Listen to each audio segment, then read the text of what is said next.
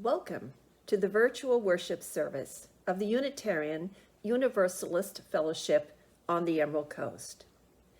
Our liberal theology welcomes everyone and does not discriminate against skin color, race, nationality, religion or no religion, age, physical or mental disability, or sexual preferences.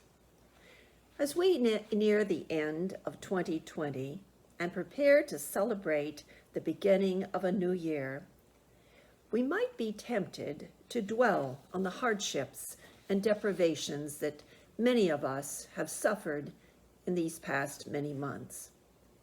On December the 21st, we celebrated the winter solstice, the longest day of the year.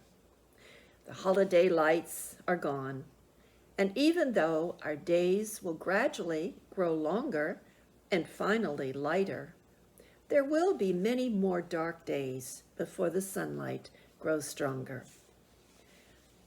In the message today, the Reverend Dr. Carl Gregg, Senior Minister of the UU Congregation of Frederick, Maryland, explores the slower-paced days of winter and sees how it can be a time of renewal, peace, and hope. If we choose, it can help us make positive changes in our lives and in our family relationships. We hope those of you viewing our virtual services find our messages inspiring and want to know more about our UU mission of being on the side of love and what our UU members are doing to support racial and social justice in our community and in the greater world. You'll find this information on our website at UUFEC.com. I wish all of you a very happy New Year.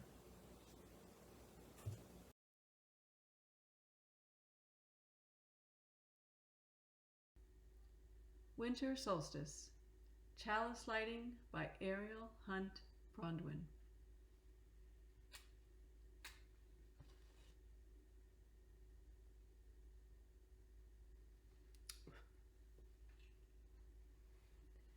Flaming chalice, symbol of our living tradition, we kindle you for light.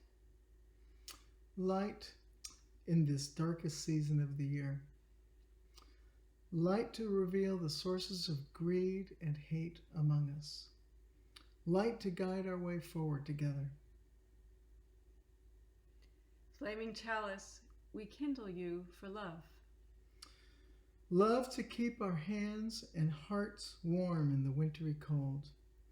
Love to comfort us as our hearts break for the pain of the world. Love to bring us into community so we may grow stronger together. Flaming chalice, we kindle you for hope. Hope that the sun will shine again. Hope that peace will prevail. Hope that we may build the beloved community together. For light, love, and hope, we kindle our flame today.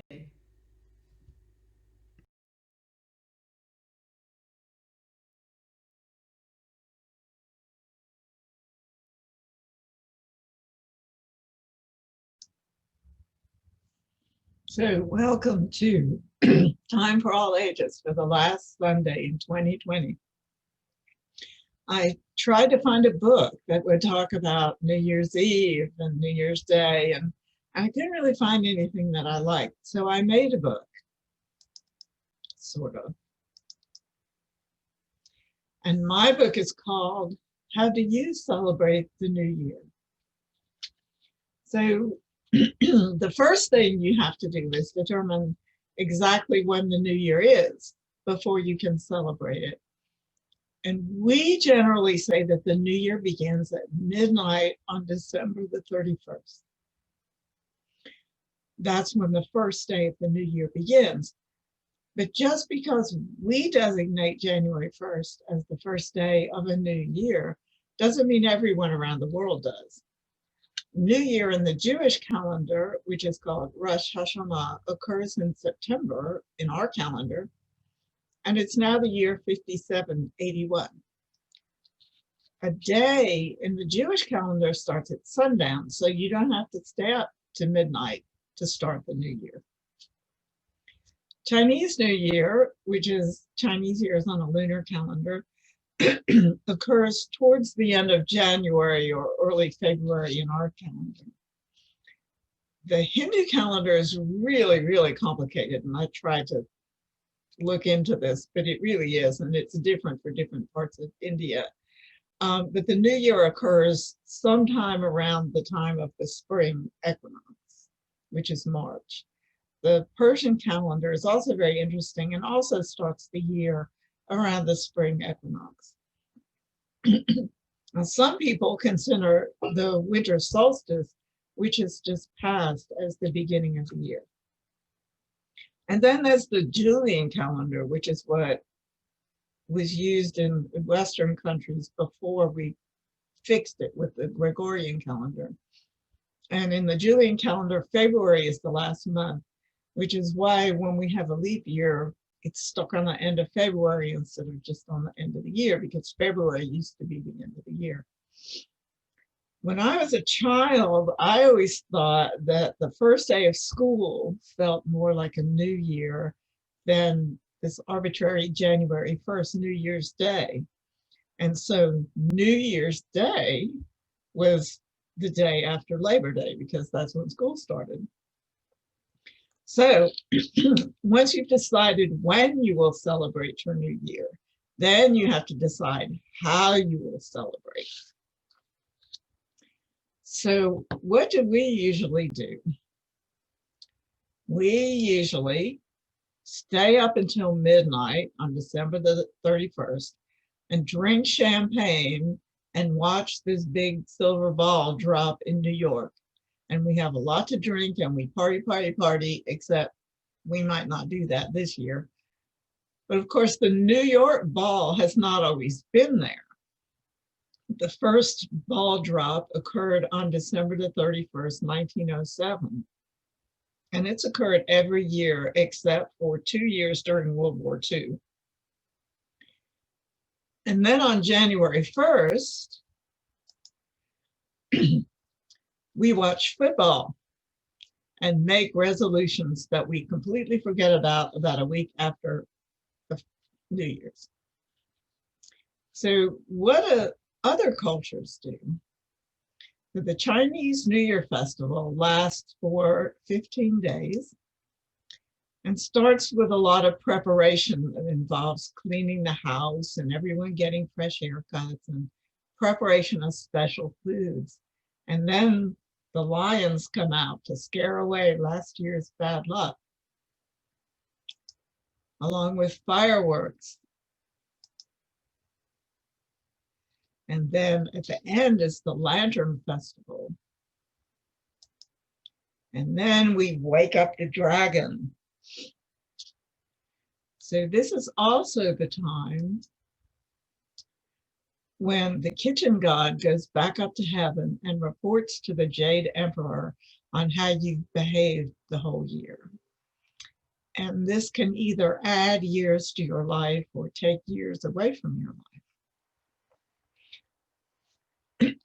The Jewish New Year is a little quieter and more thoughtful. We go to the synagogue and we listen to the sound of the shofar, which is a ram's horn. And we go to a body of water and perform a ceremony called tashlit, which is shaking off your clothing and emptying your pockets and discarding all the misdeeds of the past year.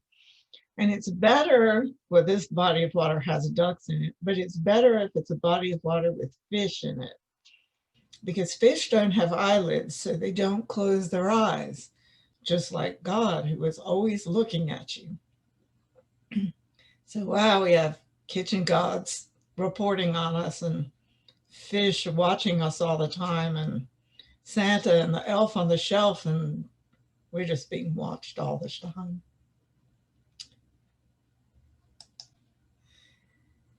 In Denmark, they throw plates and glasses against each other's front doors to banish bad spirits. So the more broken plates are outside your door, the more beloved you are in your community. In Brazil, it's the custom to wear white and to go to the ocean and jump over 7 waves for good luck. And then there's always special food. So I don't remember really any special food from my childhood, except we always got eggnog. But once I moved to the South, I learned about black-eyed peas. You must have your black-eyed peas and greens and cornbread. The peas are supposed to look like coins, although I've never really seen that. And the green is money and the cornbread is gold. I always thought of this as a Southern tradition because I'd never heard of it before I moved south. But lately I've discovered that Sephardic Jews from North Africa and Spain also ate a black-eyed pea stew for good luck on New Year's, and that the tradition might have come to North America with Sephardic Jews in the 1790s. On Rosh Hashanah, the Jewish New Year, Jews eat sweet things like apples dipped in honey or dates to make the New Year sweet. Now, the Chinese eat a lot of different foods for luck and good health and longevity. A whole fish is very important at a Chinese New Year banquet because the word meaning fish has the same pronunciation as the word meaning remain or surplus, like having a surplus of money, an increase in prosperity. And this is a fish that actually helped cook from a Chinese New Year banquet. And you can see that you eat it, but there's a particular way you serve the fish off the bone. So you leave it so it's still whole on the plate. And you also eat longevity noodles, which is like really, really long spaghetti. And you're supposed to eat them by sucking them in and slurping. And the idea is to eat the whole noodle without biting it off. Presenting a whole chicken with its head and tail and feet symbolizes completeness, and it's very lucky for the new year. And tofu is not included as it is white and unlucky for New Year, as the color signifies death and misfortune. Sweets and fruits are served on a round tray. The round form resembles togetherness, hence the tray is called the tray of togetherness.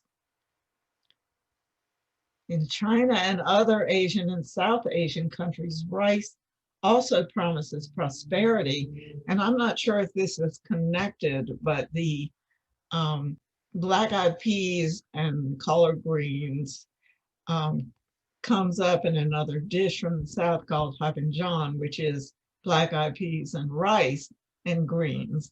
And so that's sort of another form of indicating prosperity for the new year.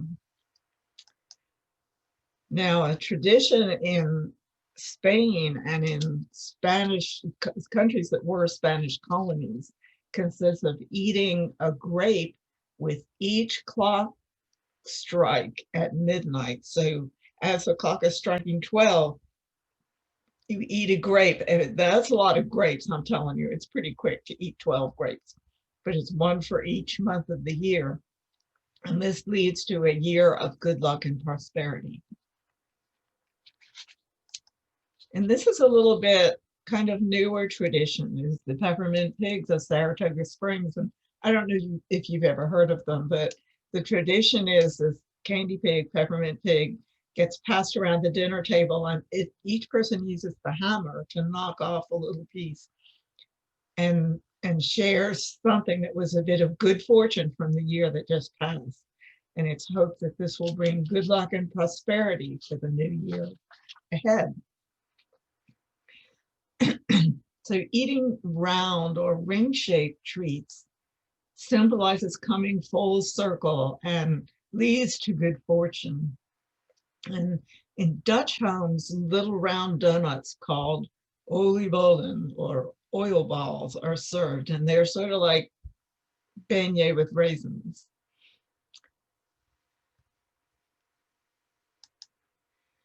So there's still a few days left until New Year's. How are you going to celebrate the end of this year? Are you going to have your own traditions or use some of these, or maybe make up some new ones? And maybe while you're watching that football game, you can think about some New Year's resolutions to write down. And my resolution will be to try to make the world a kinder place for all of us to live in the coming year. And I thank you for looking at my book and learning something about New Year's.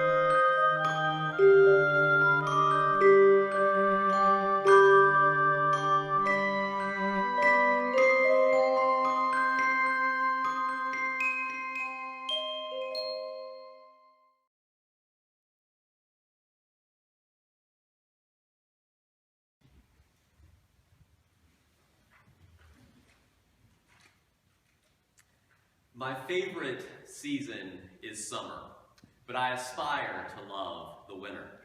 And although me and winter are on better terms than we used to be, there's still a ways to go. As with many of you, when the seasons change, I can feel a difference within me in how I relate to the world.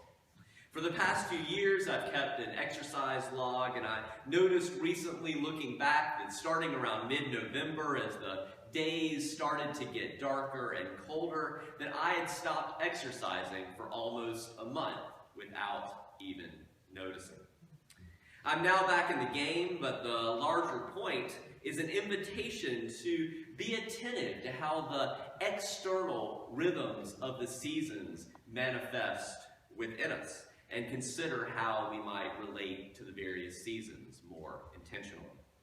As I said a few years ago in a sermon on the spirituality of winter, how might this time of year be a particularly fruitful season to experiment with the spiritual practices of silence, of letting go, of saying no? You can also look in our online sermon archives for a corresponding sermon I preached on the spirituality of spring. But that, in particular, is a topic for another day, for we are now many months until spring, here on the first day of winter. For now, on this winter solstice, the shortest day and the longest night of the year, I would like to invite us to reflect further on the spirituality of winter, starting with these words from Donald Hall, a former poet laureate of New Hampshire, from his book, Seasons at Eagle Pond. Unlike my love of summer, of heat, of long hours of daylight, I mean, if it's 100 degrees outside, I'm like, let's go run 4 miles. That's my idea of a good time. When it's below 40, I'm like, not so much. But here are Hall's words. Some of us are darkness lovers. We do not dislike the early and late days of June, the whippoorwill's gray time, but we cherish the gradually increasing dark of November, which we wrap around ourselves in the prosperous warmth of wood stove, oil, electric blanket, storm window, and insulation. We are partly tuber, partly bare. Inside our warmth, we fold ourselves in the dark, and the cold is around us, outside us, safely away from us. We tuck ourselves up in the long sleep and the comfort of cold's opposite, warming ourselves by the thought of the cold, lighting ourselves by darkness's idea. Or are we Persephone, gone underground again, sheltered between stove and electric light? We hollow islands of safety within the cold and dark. As the light grows less each day, our fur grows thicker. Maybe that is the case for some of you as well.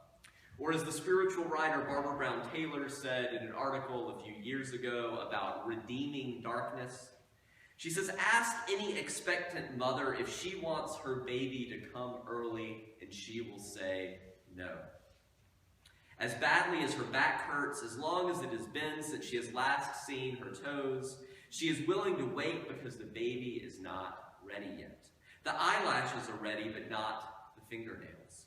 The kidneys are ready, but not the lungs. Those wing-shaped sacs are still preparing to make the leap from fluid to air. There is still more time in the dusky womb where the baby is growing like a seed in the dark. The cold, dark days of winter and the barren branches of deciduous trees all invite us to see the virtues of stillness, of patience, of waiting, for new life and new hope that will come in a future season. In the words of Albert Camus, in the depths of winter, I finally learned that within me there lay an invincible summer.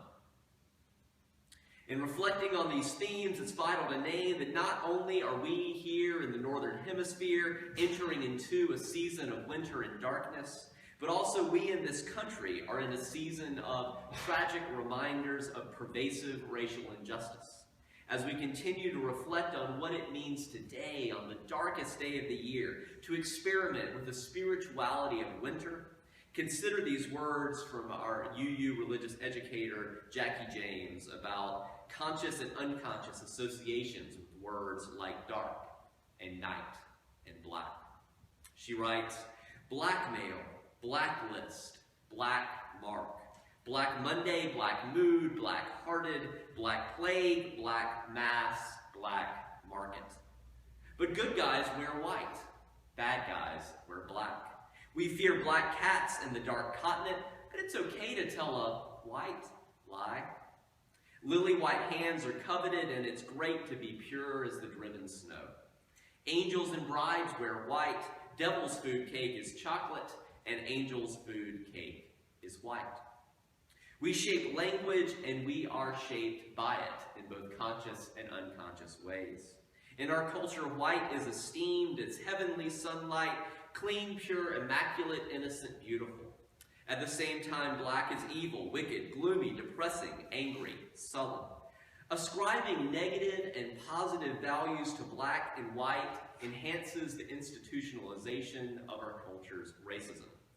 So let us acknowledge as well the negative connotations of whiteness. White things can be soft, vulnerable, pallid, and ashen. Light can be blinding, bleaching, and enervating. Conversely, we must acknowledge that darkness has a redemptive character, that in darkness there is power and beauty. The dark nurtured and protected us before our birth, as we heard from Barbara Brown Taylor. Welcome darkness. Don't be afraid of it or deny it. Darkness brings relief from the blinding sun, from scorching heat, from exhausting labor. Night signals permission to rest, to be with our loved ones, to conceive new life, to search our hearts, to remember our dreams. The dark of winter is a time of hibernation, and seeds grow in the dark, fertile earth. The words black and dark don't need to be destroyed or ignored, only balanced and reclaimed in their wholeness. The words white and light don't need to be destroyed or ignored either, only balanced and reclaimed in their wholeness. Imagine a world that had only light or only dark. We need both dark and light, light and dark, as with the turning of the wheel of the year with the seasons. In the spirit, Barbara Brown Taylor, whose article I quoted earlier about expectant mothers, has expanded her reflections into a new book called Learning to Walk in the Dark. Such perspectives on learning to embrace the spirituality of winter, of darkness, of silence and stillness may be more important today than ever before. With the increasing spread of smartphones and tablets, we live in what may be the least dark time in human history. As much as I love my iPhone and the ability to stream television and movies at night, scientists tell us that every time we turn on any sort of light after dark, receptors in our eyes and skin send messages to our adrenal, our pituitary, and our pineal glands to stop what they are doing and get ready. It's a new day. There's light. Fluorescent lights and computer screens flicker on and off at about 60 to 120 cycles per second, which is enough to fool your brain into thinking the sun is coming up, but all you were trying to do is check your smartphone.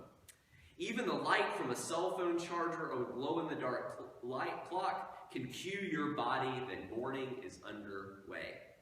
When that happens, your adrenal gland starts pumping more adrenaline into your bloodstream to handle the stress of an ordinary day, as opposed to the safety of night in your bed. It tells your pituitary gland to back off the human growth hormone that your body uses to repair your muscles and your bones at night. It also signals your pineal gland to stop making melatonin, the hormone that regulates your sleep, which it can only do in the dark.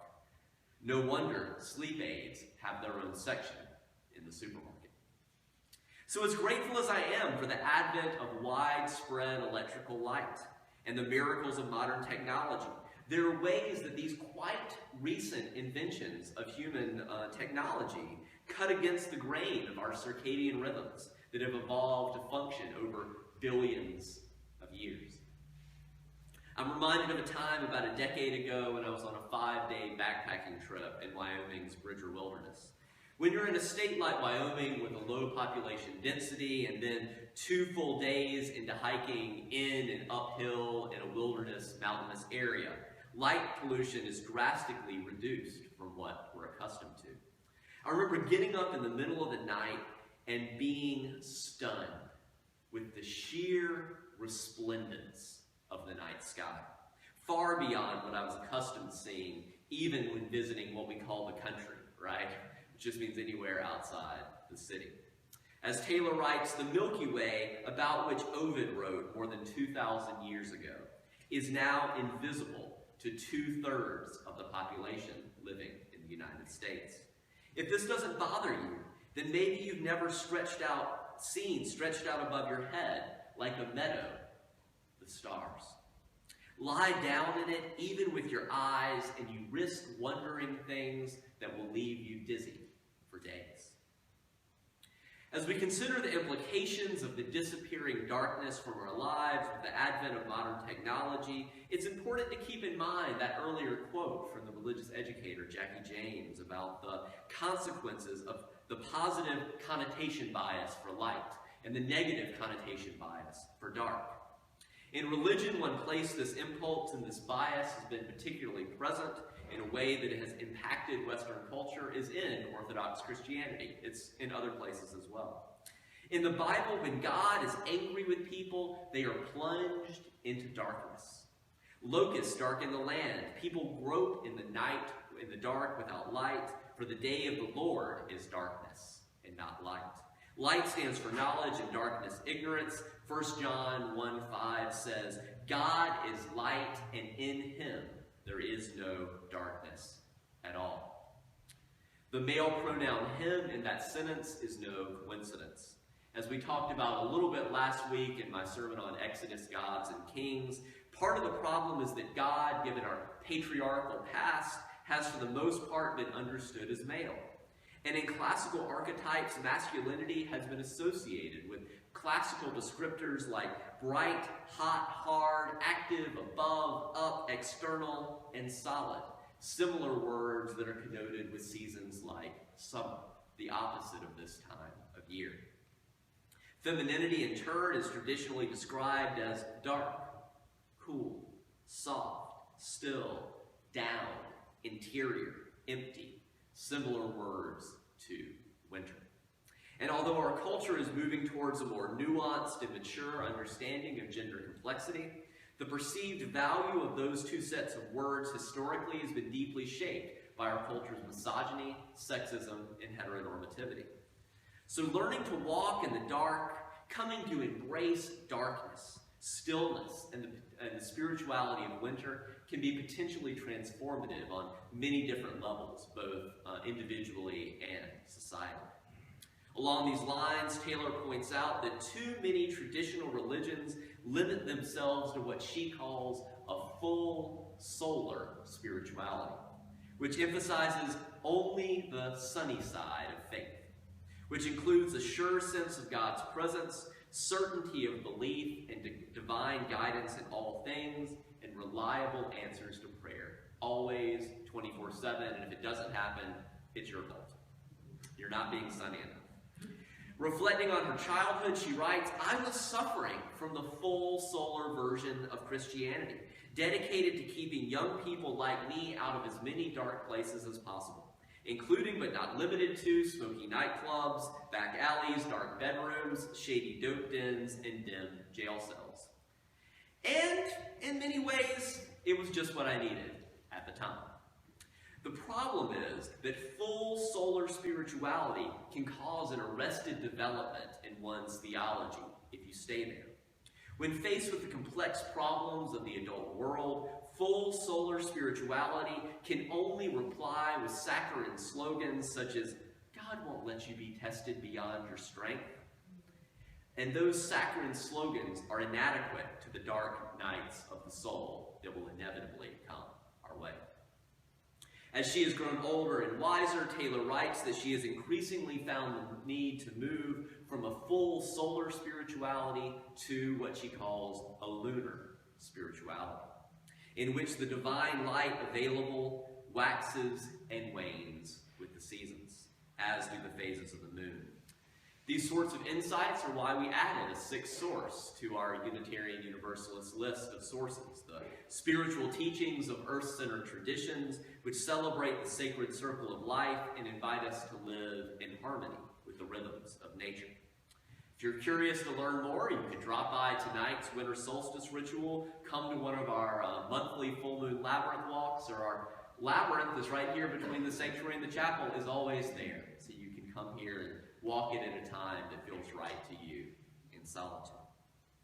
In our society that is often exclusively focused on a linear path of going onward and upward forever, and that we have to keep up with the Joneses and just spend more and more and get more and more, it can be a transformative practice to regularly set aside time and space to walk a circular path like the labyrinth, one way in and one way out, which invites you, instead of seeking a place, somewhere else where the grass is allegedly greener, the labyrinth instead invites us to be ever more fully present to all that you already have, right here and now. Today is the winter solstice, the longest night of the year. How might you be called to experiment with darkness and with silence? In this winter season, of what might you be called to let go of? I invite you to reflect on that briefly for a few moments of silence, and then we'll have some time to share. How might you be called to embrace darkness and stillness? What might you be called to let go of? Chalice Extinguishing by Robin Gray. The flame is extinguished, but not our hope for the future, our courage in the face of crisis, or the love we share in the world.